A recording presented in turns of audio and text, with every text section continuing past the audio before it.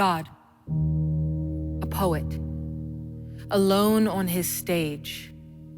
Every crevice of nothingness was lightless, but he is an artist of artists who paints with no brushes. He speaks, and a hush falls over the crowd. A rush of his spirit crushed the silence enough for creation, longing to be created, to be. To dance in his presence and sing of his holiness, because that's what the poet commanded. He whispered, microcosmic, so emptiness emptied itself and crashed down. The shadows bowed and darkness cracked under the weight of his words. Day one, he separated light from darkness, thus creating time that he could keep in his poem so he could wrap his rhymes in rhythm. Day two, he read between his lines and called that space sky, gave it watercolors to rain down on his new earth. Day three, he ordered the sea to heed the shore so that flowers and trees and faith the size of mustard seeds could thrive. Day four, the sun lit the stage, a spotlight on him. He wrote purpose in the stars and they twinkled, whirling in brilliant flips and flickers, all to please the poet.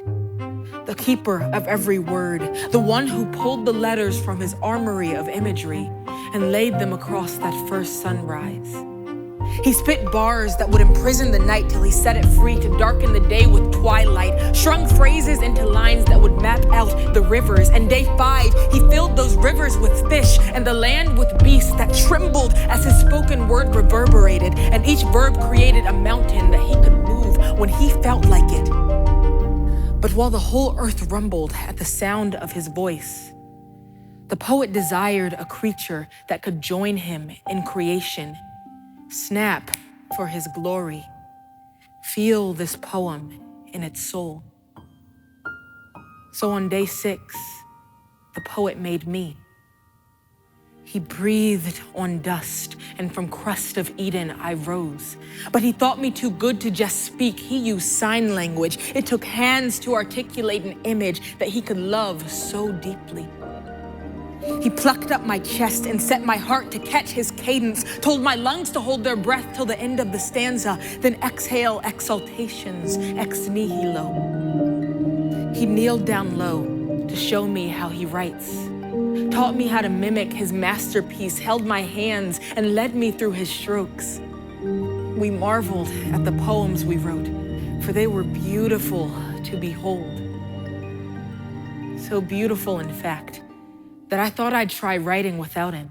My pride inclined me to doubt him, thought I could make it without him. I perverted his verse, cursed his cursive, scratched out the poet's script for my kindergarten penmanship. I cracked open a chasm between us. And when the poet looked across the canyon, he saw prodigal and protégé, abandoned. The poet sat down to write a new block of text. The word, the Christ, the cornerstone to the bridge that he would build to get to me. He layered metaphor and repetition on metaphor and repetition to petition me to let him pen my next line. Then one day I did. He wrote redemption I could never earn and gave me life though I deserved to burn. He washed away my lies and lust and death, revised, rewrote, erased my brokenness. The great I am, iambic, couldn't be pent up in meter. Jesus died and rose again. Let there be. The anaphora of ages that filled pages of poetry, spilled blood and ink and midnight oil, poured grace over daughters and sons and sun and moon with all of her craters. The Creator is calling his created home.